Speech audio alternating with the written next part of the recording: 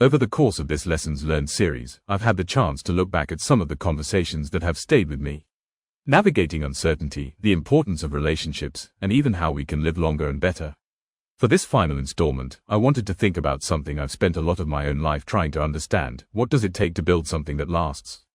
Starting something is hard. Making it successful is even harder. But building something that can endure, through changing markets, new technologies, different generations of leadership, and circumstances you could never have predicted, requires something more. The people in this episode have built, led, and stewarded organizations and brands that have taught me some important lessons about knowing what you stand for. About creating a culture other people can carry forward. About recognizing when something needs to change, and knowing what should never change. Because I've learned that what lasts isn't necessarily what stays the same. It's what has a strong enough foundation to keep evolving. Here are a few of the lessons I've learned about building what lasts. I want to start with my friend Jeff Sprecher, the founder and CEO of Intercontinental Exchange. One of the things I admire about Jeff is that he has an unusual ability to look at something complicated, messy, or even out of favor and see what others might be missing.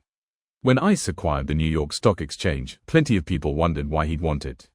Jeff saw something different. He saw an institution that had been around since 1792, had survived enormous changes in technology and markets, and still had tremendous value. Our conversation reminded me that sometimes building what lasts isn't about starting from scratch. It's about recognizing what's worth preserving, and then having the courage to make it better. Here's Jeff. When I was a kid, I was the kid that my parents would buy me something, and rather than play with it, I would take it apart and then see how it worked. And that was in Madison, Wisconsin. Yes, in Madison, Wisconsin. And so my leadership style is to look for things that feel messy, they feel broken. I also have acquired a lot of things, I'm not a. Elon Musk is trying to figure out how to take us to Mars. Okay, I'm not that. I'm glad there are Elon Musks in the world that are really driving innovation. I'm much more about, here's a great brand, or here's something that is iconic. It seems a little messed up, and maybe we can go in and reorient it. So I tend to do well with things that other smart people have invented, and maybe they've just lost their way, or they've kind of scratch and dent merchandise. And New York Stock Exchange was an unloved company, for example, when we bought it. People ask me all the time, how the heck did you buy the New York Stock Exchange? It was a for-profit at one time. It was not-for-profit. It was not-for-profit, owned by the members. Yes. And you had to buy a membership. So it was a club. Yep. And at one point before I arrived here, they decided to monetize it, basically, and turn those memberships into public shares and take the company public. And once it became a public company, it was loved and then became unloved. And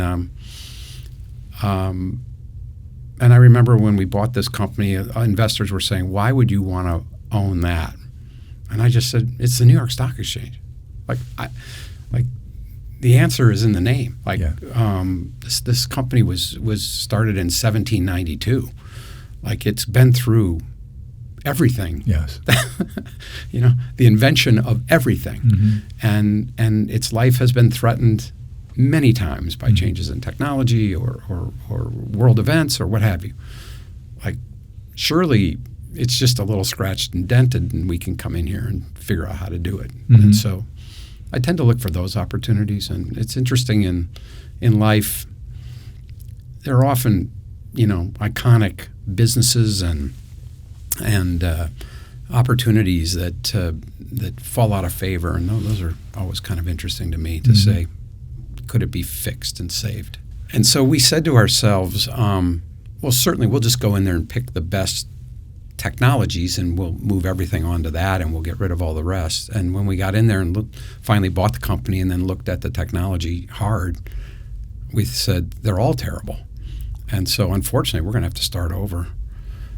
And we didn't exactly know how to start over, so I found a little company that had some really smart entrepreneurs that were building technology for trading of stocks and bonds.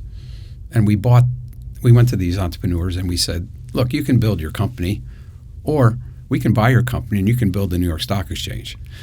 And so we bought this company. We basically shut down what they were doing, brought all the people in here, and said, "Have at it. We trust you." How long did it's never done? But how long It's did never it take? done. It took honestly about 10 years but it was one of those cases where we were building a bridge and the cars were driving on it. Sure. And also, every major financial institution is networked into the New York Stock Exchange, and we couldn't ask all of Wall Street and broader international finance to rewrite their connectivity. Mm-hmm.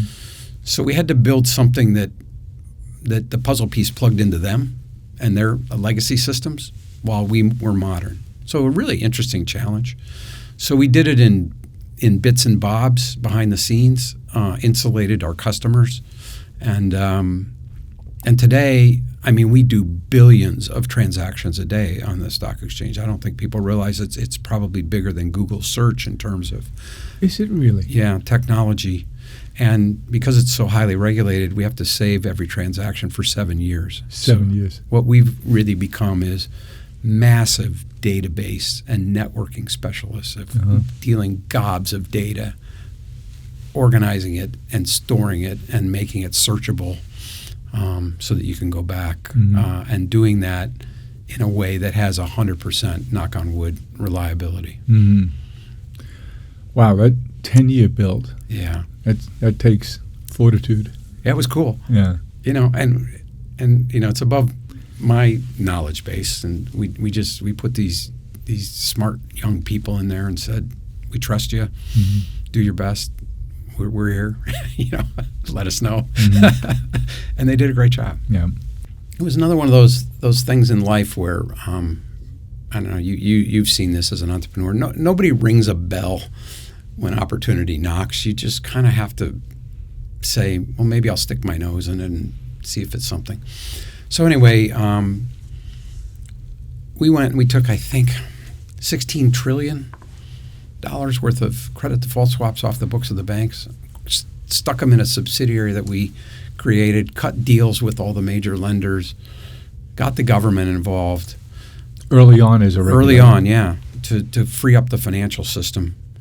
I literally bought a company, a brokerage firm that specialized in credit default swaps, just to buy domain knowledge, because we didn't know exactly what they were, and we said, these guys know what they are, and would you be willing to help us build something?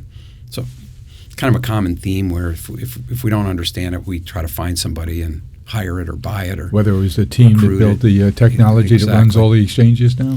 So anyway, that business, I mean, the bill that's called Dodd-Frank, which is a financial services bill that passed a couple of years later, was basically designed to regulate credit default swaps and to prevent this from happening again. And by that time, you'd already become the clearinghouse? Yes. And so, you know, I give you that anecdote just because you want to talk about regulation.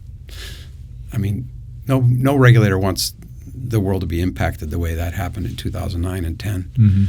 That is very highly regulated, highly scrutinized. But the business opportunity was to take that burden off your customers and centralize it, and then bring experts around it and make government comfortable and regulators comfortable. And you know, in a way, you're regulated, but there's a bit of a partnership there, which is nobody wants the world to blow up. We don't. The regulators don't. We just need to convince each other every day that we're heading the right direction. So anyway, I go back to the office, and our headquarters has got 14 stories, and we have these kind of coffee machines that they're the higher end ones where they're beans, raw beans in the top, and when you make a cup of coffee, it grinds them. Anyway, it never really dawned on me that somebody's got to clean the grounds out of that machine every day. So I have all these highfalutin people that we're paying a fortune to that are worried about coming back to the office and are working from home. And I'm going in every day, and here's this young woman. She's going floor by floor, opening each of the coffee machines to see if anybody made a cup of coffee to take the coffee grounds out. And so anyway, one day I said to her, and she was one of those young people that walk around with the headphones on, which kind of sends a signal like, leave don't me bug alone. me. So I said to her, I said, how's the coffee business? And she looked at me and said, "Mister, I'm not in the coffee business." And I said, "Oh." I said, "What business are you in?" And she said, "I don't know yet, but this isn't my business." And so anyway, I admired this. I'm roaming around this office. It's kind of empty, and yet she's there every day, cleaning the coffee machines with barely any grounds in them. So I became kind of fascinated with her, and I said to her one time, "You seem to be doing a really good job. I'm really glad that you're here." And she said, "I don't have a choice. I have a car payment." And she said, "I need this job." And I said, "Well, you said that it wasn't your career, and you're calling it a job. What do you want to do?" And she said, I really want to go become a hairstylist. I want to work in a salon." And she said, "I'm saving my money, and I'm going to go. I've been looking. There's a number of schools that I can go to and learn that trade. And I've been looking at job openings." And she said, "My cousin lives in a different city, and I figure if I can get through this, then I'll go live with my cousin. But my mom and dad don't really want me to leave home. And so we're having a little bit of a fight internally." And so anyway, I went to my HR department. So I said to her, "Well, when are you going to go to school?" And she says, "Well, I'm going at night." She said, "I live 2 hours away from here." I said, 2 hours? I see you here every morning." She said, "Yes, I get up at 4 in the morning, and I leave the house at 5. I have to beat traffic in this big city that we're in, Atlanta, and then I've got my route, and then I go home, and then I go to my classes." And so anyway, I went to my HR department, and I said, "We've got people that we're paying a fortune to that are not coming in here. This young girl is getting up at 4 in the morning." I said, "What entry-level jobs do we have?" And so they gave me 3 jobs, and I grabbed her one morning and I said, "Would you be interested in working for me, working here?" And she said, "I don't know. Why? What would you have me do?" And I said, "Come into my office if you don't mind." So she sat down, and I had printed out these 3 job descriptions, and I set them down in front of her. And I said, "This is tall, venti, and grande." Okay, tall is we need in our legal department somebody to do filing. And I said, you would work with the lawyers. They have lots of documents and things that need to be filed, and you would over time learn about the legal profession, and you might want to become a lawyer, or you might want to. By the way, this woman had just graduated high school. Okay. So, and I said, or you might become paralegal, and we would teach you how to do it and how the system works, and that pays X. And then I said, we have a second job, which is actually we run markets, and at the end of the day, every day, we have to publish the prices, and oftentimes there are instruments that we list that don't trade, and so we have to figure out if it did trade, where would it trade? And so we use math to do implications. We look at other related markets, and I said there's quantitative people there that are working on relationships between things, and if you went into that, you'd learn about markets. There's a number of places you could go, but it's very, very sort of detailed, math oriented, and that pays 30% more than the first job. And I said, and then there's a job here that you are completely unqualified for, but I'm going to describe it to you, and that is that we have opening in our cybersecurity department, and this job requires, according to our specifications, a college degree in engineering or computer science plus 2 years of work experience. And that pays, huge. And I said, you're not qualified for that job, but one thing I know about cybersecurity is that whatever you knew yesterday is already worthless. And so once somebody gets into that position, you're going to be in a constant learning. You just need a start. And so anyway, she said, okay, well, let me think about it. And she came back a week later, and she said, I've decided which one I want. I want to go into cybersecurity. And I said, did you talk to your parents about it? And she said, yes, I did. And I said, what did your parents say? And they said, they want me to go to hairdressing school. They want me to pursue my passion. And I said, so, well, then why do you want this job? And she said, I like what it pays. And my parents they feel like if I take a job that pays well and I'm doing it simply for the pay, then I'm going to become unhappy. And I said, well, let me tell you my view of this, which is you're completely unqualified for this job. You're going to go in there and everybody around you is going to say, how did this person get in here? And your answer is going to be, I was cleaning coffee machines and I impressed the CEO. And he thinks that I'm a hard worker and that I can do this job. You're going to have to go in there and be a hard worker and learn this. You're going to be behind everybody else. They may or may not be helpful. You're going to have to show them that you deserve to be there. And by the way, if you're not happy, if you don't like it, if it isn't interesting, you'll never catch up because your own limitations will prevent you. And I'm going to fire you. And so go tell your parents that we're all aligned. You're either going to love this job and you're going to excel at it, or you're going to hate it and you're going to go be a hairdresser. Back to hairdresser school. So anyway, we hire this woman. My deal with her is I want you to still get up at 4 a.m. I want you to be the first one in the office. And she's done that, and she is a rock star. No kidding. And she loves it. And so anyway, her journey and this kind of random quality that she had of hard work, not random, but random in the way that I discovered it. It was light in terms of her colleagues. Exactly. Caused us to say, well, there's probably a lot of people out there that maybe we should stick in jobs that on paper they may not be qualified for. But they have that something special. They have that something special. And that's hard to hire. It's hard to know passion on a resume. It's hard to know ethics and that little something special that wants to succeed, that little spark that wants to be a part of a winning team. And if you have that, you can train people almost anything. I mean, and by the way, we're not going to Mars. We're building software and data. Jeff got me thinking about recognizing enduring value. My conversation with Alan Fuerstman took that idea one step further. If you're building something new, you have to decide what you want it to stand for. Alan founded Montage Hotels and Resorts with a very specific idea about luxury hospitality. But what struck me was how little he talked about beautiful buildings when he described what makes the brand special.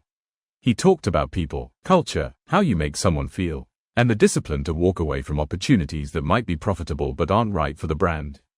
Alan reminded me that if you want to build something that lasts, you can't try to be everything to everybody. Your values have to mean enough that you're occasionally willing to say no. Here's Alan. I basically stumbled into it. I was looking for a part-time job my senior year in high school. And I knew someone had worked at the Marriott Hotel, and I applied for a job, and my eyes were open to a whole new world of hospitality. And for me, it was just an enjoyable job during school, and then it became a summer job where I'd come back and work every summer. Never planning on making a career in the hotel industry, but what I observed and saw really piqued my interest. And when I graduated from college, I was just going to take a year off before going on to graduate school or doing something different. And it just happened to coincide with Marriott opening a resort in California. And the general manager of that hotel had been the person I had worked for in New Jersey. And we had kept in touch. And he said, hey, why don't you come work for me for a year and see the opening of a hotel through the eyes of a general manager, open the hotel as the bell captain, hire people like yourself, and you'll be exposed to so much. And again, I thought it was just going to be an adventure, but I was hooked, fascinated by the dynamic of a hotel, seeing it through the eyes of a general manager at a very young age. I decided this was something I could really see pursuing as a career. So I keep your eyes open to the possibilities, and anything can happen. And I was off and running on a hospitality career that started in a very casual, non-career oriented way. After my Marriott years, I went to work for ITT Sheraton and got involved both in the running of hotels and also resort development work. And I became the president and managing director of the Phoenician Resort in Scottsdale, Arizona. And I was part of a spectacular resort, arguably the number one resort in North America the years I operated it. And it was a great opportunity, but I was part of the development group there when the acquisition of it, when our company bought it. A whole other set of learnings there, huh? Exactly. And but I saw the business of hotels where we acquired the hotel for $240 million. And when I left 4 years later to open Bellagio in Las Vegas, the value of the Phoenician, based on how we had operated and the growth, had more than doubled. So it was worth well over $500 million. And I understood that a great hotel asset with a tremendous culture could create incredible value. And that started percolating in my head. I was thinking more of hotels beyond just operating hotels, but the business of hotels. So you probably tuned into paying particular attention to the business side of things and the legal, the architecture, the permitting process, financing, who finances, who owns, when is it attractive to own, when is it attractive just to operate. So you're learning all of those aspects through that great experience. All of that. And in fact, we added the Canyon building where I got to select the architect and the designer and work closely with the business plan of what that addition to the hotel could do and how it could help improve the profitability of the hotel and what it could be. And I love that part of the process, the creative side of it. So when I left the Phoenician and had this unbelievable opportunity to open Bellagio, which Steve Wynn was creating Bellagio and introducing luxury on a large scale, which hadn't been done before in Las Vegas. And he had recruited me because of my experience running the Phoenician, which was at 650 rooms, large scale luxury. But now we were going to do it at the scale of 3,000 rooms. And I got to see his entrepreneurial talents. And it got me thinking even further what opportunities might be out there on a more entrepreneurial way. And as I was looking at the hotel landscape, the luxury landscape, I thought there was a great opportunity to somewhat change what ultra luxury was. And if you think back 25 years ago, ultra luxury, in my opinion, was too stuffy, too pretentious. And I thought a much more gracious and humble approach to luxury would be what the next generation of luxury traveler would be looking for. So I set out to create a company that would redefine this ultra luxury service. It's a lot about storytelling, sharing that with our leaders in the company, and recognizing those extraordinary acts of either kindness or the kind of wows that we can create for our guests. Those types of things are contagious. And when you celebrate your people doing remarkable things, it creates this environment where others in the organization want to do the same thing, get the same kind of recognition. And it also starts with our hiring process, finding people that actually derive great pleasure in making other people happy. And then it's a part of the personal fulfillment. And then from my perspective, being visible and at our properties, I probably sleep at our hotels. Of course, I live at one of them, but I'm virtually in our hotels well over 300 nights a year. It's just being present and recognizing and trying to support the organization any way we can. Checklist of observations after each day? Oh yeah, there's observation. There's always observations, and that's the thing about our business. There's You're never done. Never done. Always changing. It's funny when I travel, obviously to our hotels extensively, and I travel other places. And so I'm quite often asked, "Oh, you must be a critic. You stay at luxury hotels all the time, and it must be frustrating." I said, "No, I'm always looking for things that are done well. so I can incorporate them and find new and fresh ideas or put our twist to it. And I'm less concerned about things that go wrong. And I'm more at other companies' hotels. I'm more interested in what things do they do well? What things can I learn? What innovative ideas can I share with our organization and put our signature on Hendry Brands? One of the things I'm most proud of is this past year, Forbes, who gives out the 5-star awards, recognized Montage as the only brand in the world where every hotel is 5 stars. I read that. That's quite an accomplishment. I'm so proud of the team because it took every general manager running hotels at a very high level, and the consistency. But it's a consistency, and it speaks to the brand promise. And part of that is our site selection and our discipline in saying no to opportunities that may yield a nice management agreement, but if it's not of the same caliber or the right fit for our other hotels in our portfolio, we just won't do it. We're going to stay that discipline and focus so that at the end of the day, the brand stands for something and our guests will see a consistency of service and a level hospitality across the portfolio. That idea of culture came up again in my conversation with Omer Acar, who leads 2 hospitality brands with extraordinary histories, Raffles and Fairmont. Omer is responsible for brands that have been around for more than a century, across properties and cultures all over the world. You can't personally be in every hotel making sure every guest has the right experience. So how do you make those values travel? Omer talked about empowering employees, recognizing the people who bring the culture to life, and sharing those stories until doing something special for a guest becomes almost second nature. It reinforced something I've come to believe: culture isn't what the CEO says. It's what people do when the CEO isn't there. Here's Omer. I mean, it's Raffles. We are in a great company with some great luxury hotel operators. What I like about us is that we have a over 100-year-old history, which both Raffles and Fairmont have that heritage, which makes us little bit more traditional in certain aspects with many, many stories, but also we are very relevant today to today's consumer and the guest. Tell us a little bit about the heritage of Raffles. Where was the first Raffles hotel?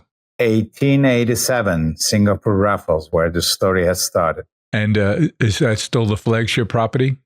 It is our first hotel. Obviously, there is always a strong emotion when it comes to, but the new openings such as Raffles London in Europe, it is our London opening, and Boston and Raffles.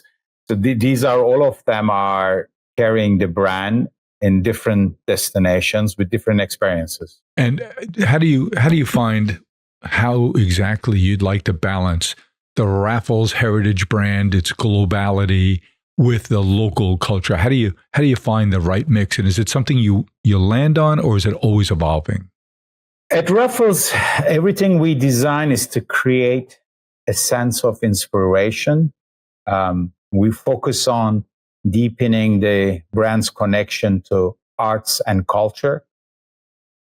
For today's traveler, personalization and bespoke service is a true differentiator. So we are always leaning into our legendary butler service. I'm sure you've seen the Yes. Butler Did It campaign. I sure have. Which ensuring a guest's every need is met before they even know to ask. We're also working with our butlers to provide that emotionally intelligent care versus simply transactional service. So in Raffles, we focus on that. It's very important. Exactly. And the company culture, creating that company culture is incredibly important. It's job number one for you, it would seem. When I do visit the properties, most of our colleagues witness this. The first thing I do spend is a lot of time on the heart of the house, seeing their environment, such as changing rooms and our employee cafeterias. Heart is where they spend most of their time when they're not in the front of the house. So that is very, very important. And again, the pride in our teams in order to create that positive company culture. And then we must also make sure that our teams they feel empowered so they can keep doing the right thing, each guest interaction at a time. So it is very important that they feel empowered. It's a top focus for us right now. We do a lot of training on that, a lot of communication on that. And again, in the business of hospitality, we must take care of our teams at our hotels, which in turn allows them to be able to take care of our guests in return.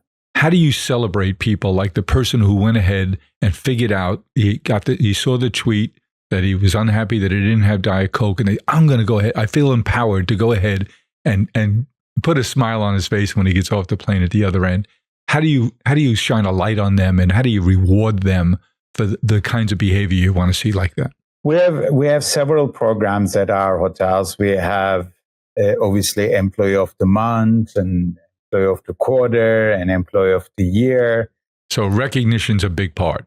Recognition is a big part in our talent and culture part.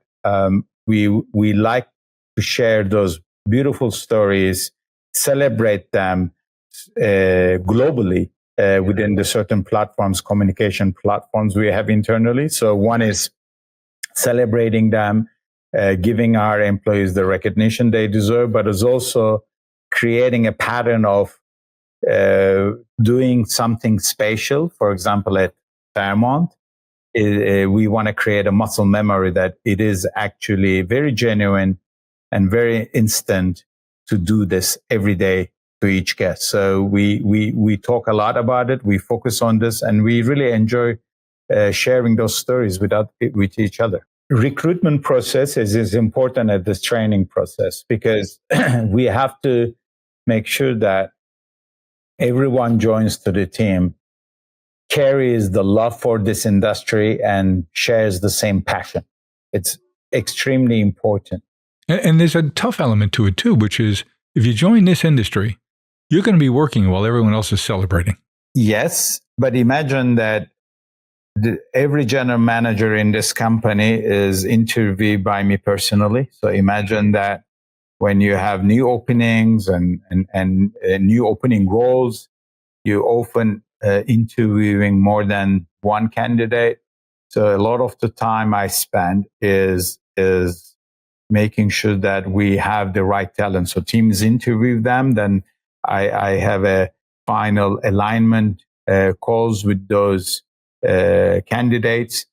But it starts from there. And after that, we train them on our habits, on our procedures. But also remember, I mentioned in the beginning of the call, empowerment is important. We trust our employees. We trust their judgment.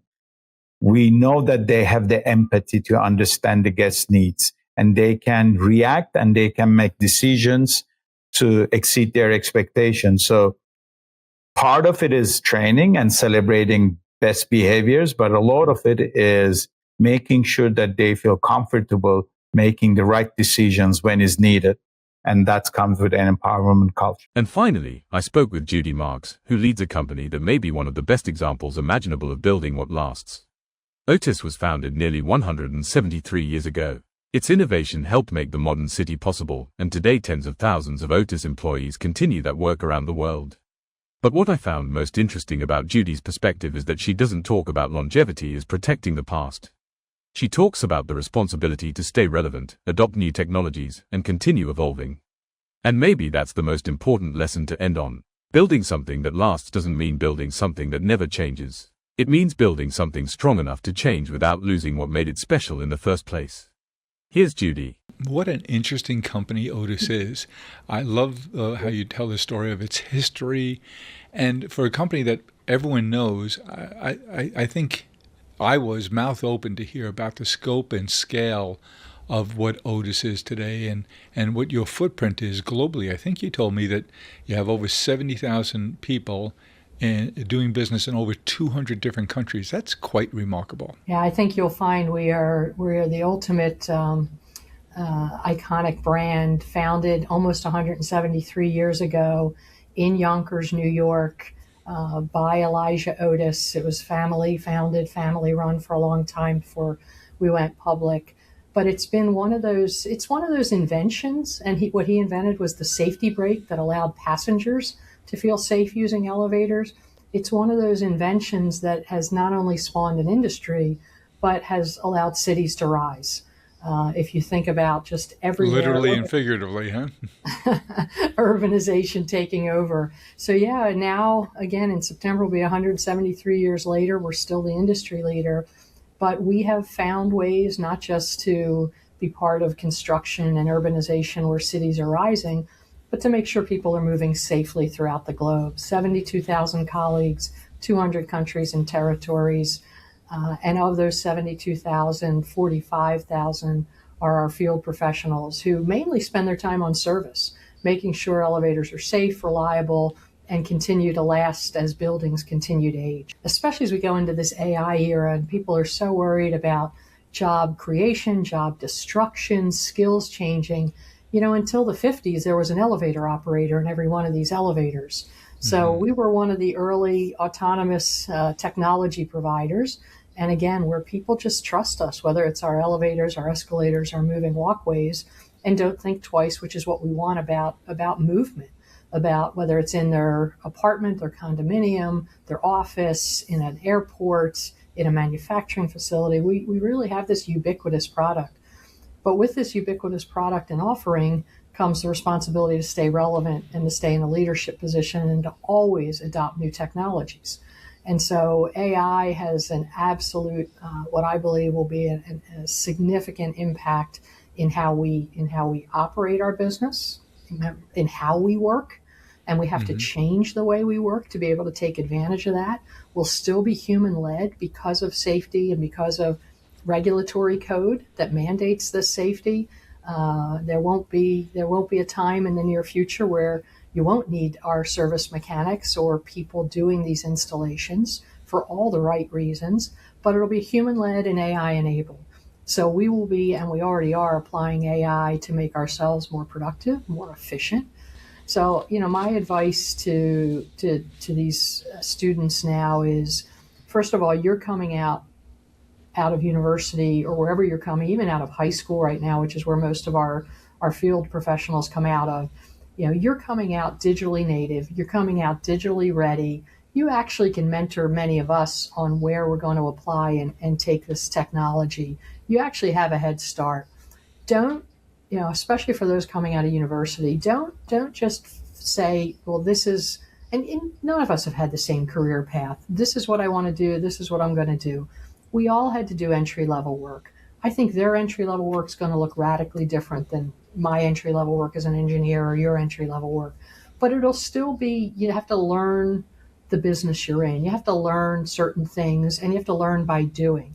Their doing is going to be digitally doing. They're going to have an agent next to them, an AI agent, that's probably going to let them learn and adapt and move quicker and learn more faster than we ever did.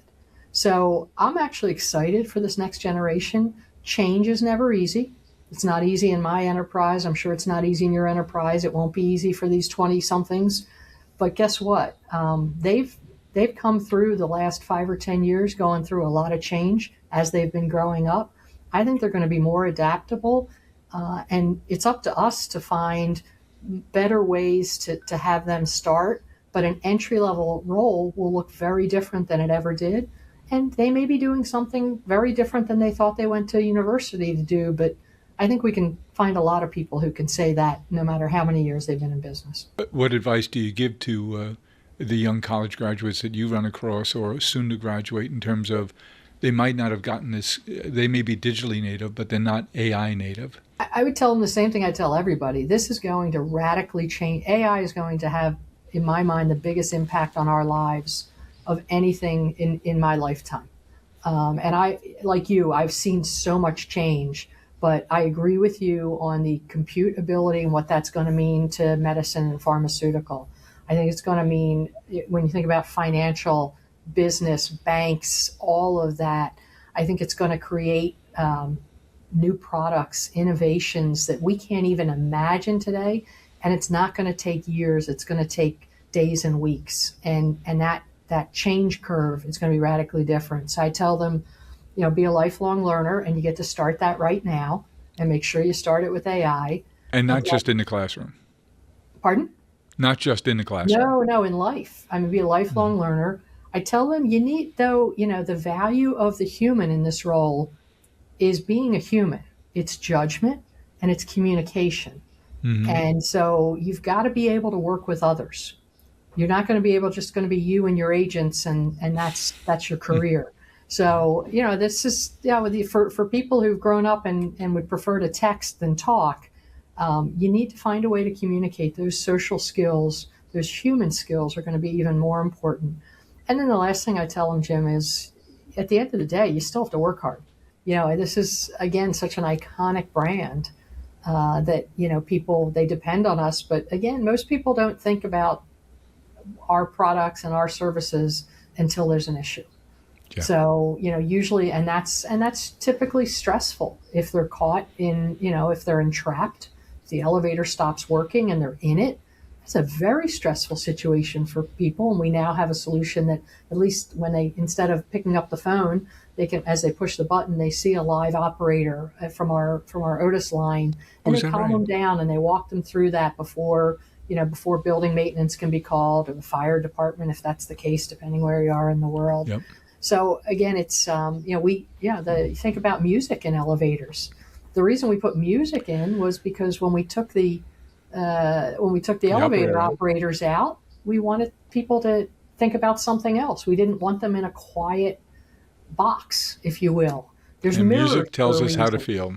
So a lot of it's psychology too, but we're really proud of the role we've played in cities in the world. We're proud of what we do. I couldn't be more proud of our colleagues and the commitment they make every day. And I think we're going to be here for a long time and continue to innovate. I suspect you will, Judy Marks. You are a remarkable leader, and the people at Otis, and in particular your shareholders, are happy that you're at the helm. Thanks, Jim.